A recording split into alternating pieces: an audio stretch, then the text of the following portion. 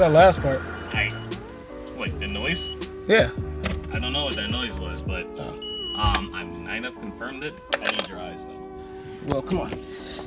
Let's check it out. It's coming from somewhere around here. That's where my suspicion is. Cause somewhere around where? Somewhere around here. That's where my suspicion is. I gotta pee. Yeah, because the only thing that I did between this time and the last time was I had capped off this. Because I remembered that this did go to a vacuum line on the OEM manifold. And that was just like that. So I just capped that off. But I don't think that does anything. Yeah, air seemed to have been going in there. From which area? This area back here. Okay. I can go start it and you can confirm it yourself. Alright, so we're looking in that area. Okay. Did you see the stroke? Huh? Did you see the stroke? Yeah. Alright, let me know when you're ready.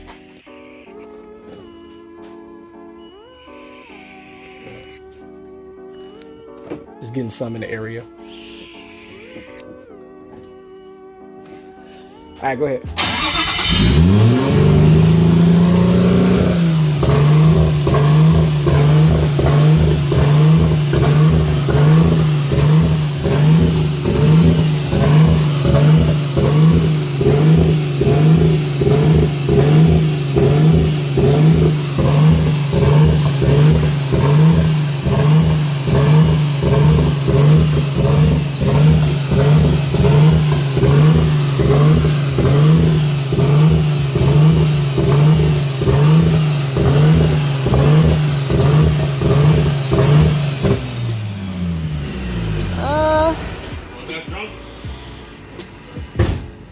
I'm not sure. All right, back again on it.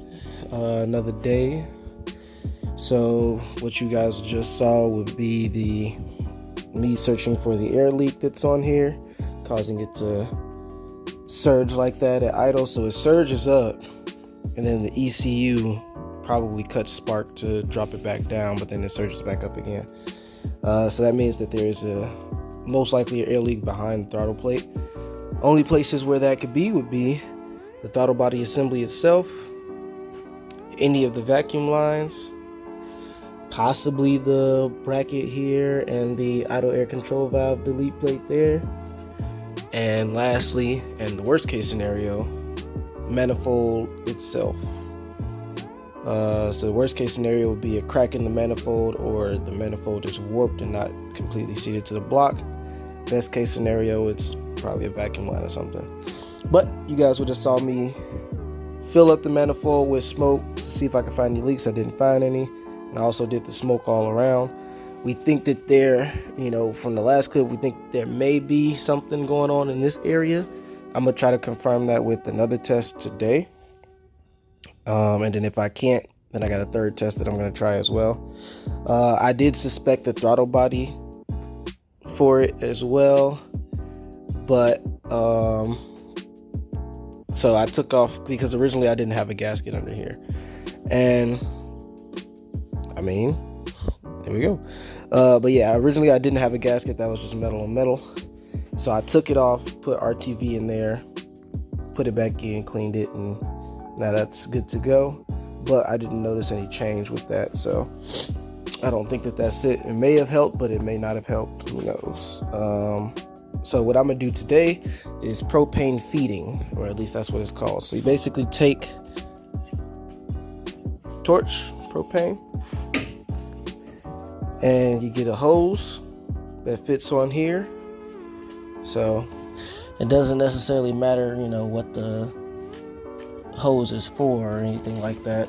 Just a hose that fits over the propane thing, because you want to direct where the propane is going. And then with this setup, I'll probably get a tighter hose, but with this setup, you get the idea. So you basically open the valve so the propane comes out, start the car, and then you put the other end of the hose in areas where you think that the vacuum leak might be. And if you hear a change in idle in that area, that's probably where it is. So I'm gonna use this and test back here to see if I get a change in idle. Then I can investigate further and we'll go from there. So that's what I'm about to try to do.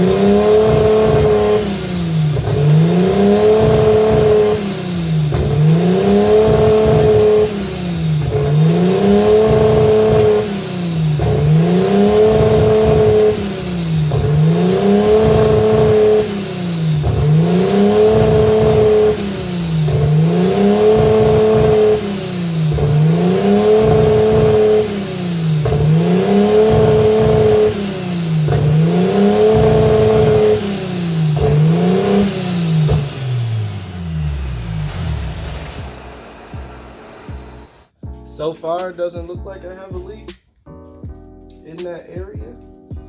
I'm gonna try it again just to double check. I may or may not have had this thing on and off. It always confuses me. So I'm gonna make sure it's on beforehand.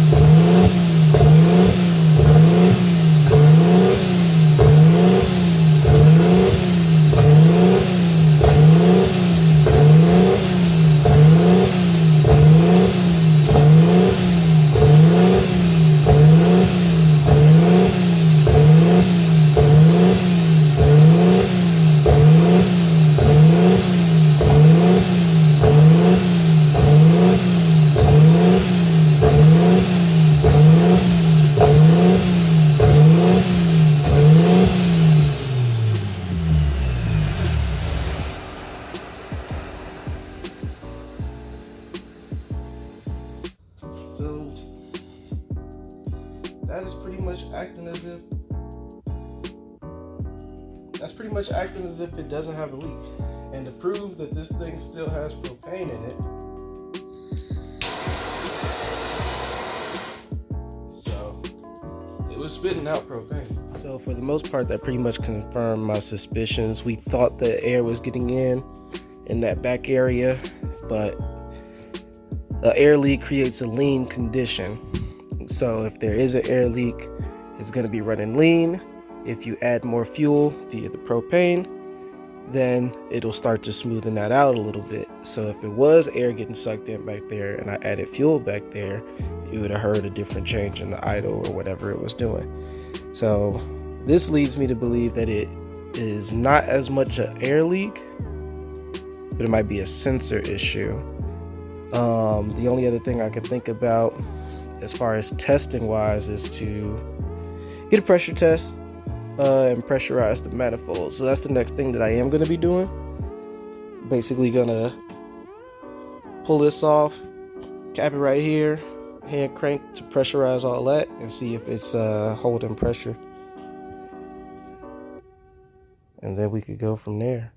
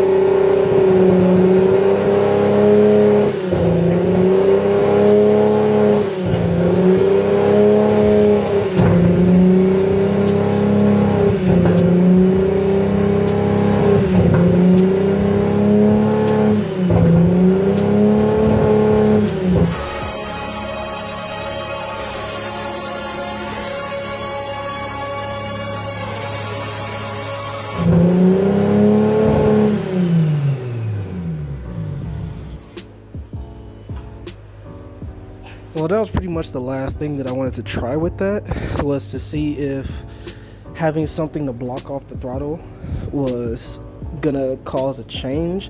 I'm gonna listen to the video over and over again to see if it really did make a significant impact. I might try it again off camera just to verify while I'm still here, but I was thinking that I might have just had the throttle adjusted too far open, and I'm not sure about that. I might adjust it to be a little more closed anyway, just so that could be, you know, something that's taken care of. I'd rather have it more closed than open. But outside of the smoke test, outside of the propane feeding test, it passed both of those. At least I didn't see anything going on in there. So the only other way people were saying was that, you know, these throttle bodies aren't the best, of course. So if it's air getting in through, or if the throttle's a little bit too open, then that'll of course act like that. So I'm gonna adjust it closed a little bit more, but I don't know, I might have to take it to like a shop or something and see if they can figure it out, because I'm honestly a little puzzled on it. Alright, so I closed it a lot in comparison to where it just was. That might have been it. So I'm gonna try to start it and see if it idles better now.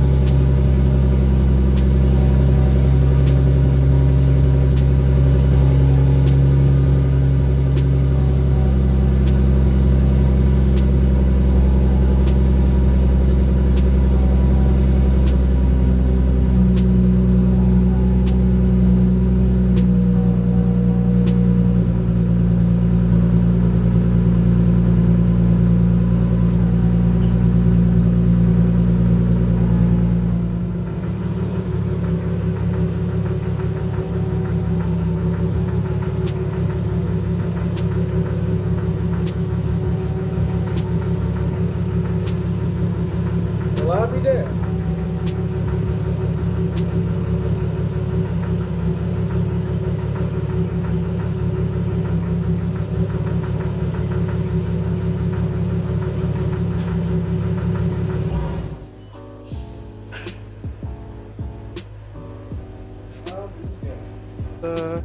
I'm just an idiot.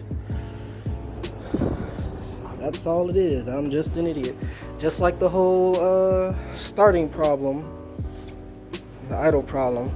Now it sounds like it's knocking, and I don't know if that's because it's untuned or if it's actually a problem, because I didn't see anything when I tore the engine down. I want to chop it up as it just being untuned, but I wouldn't know for sure. Actually, I'm gonna probably get the guy that remote tuned it, or that gave the remote startup procedure on it. I might give him a call to see if he can like do a little finicky on the computer to kind of smooth out that idle and get that sorted, because it was some things that are uncalibrated, like this intake air temperature sensor in the harness. I gotta like do some deep-pinning on that connector for this to work and be set up. But outside of that, we should be all good. But I am happy that I got the idle dialed in. Now it's not making that much noise. It's not going all the way foot to the floor. Let's see. Ugh.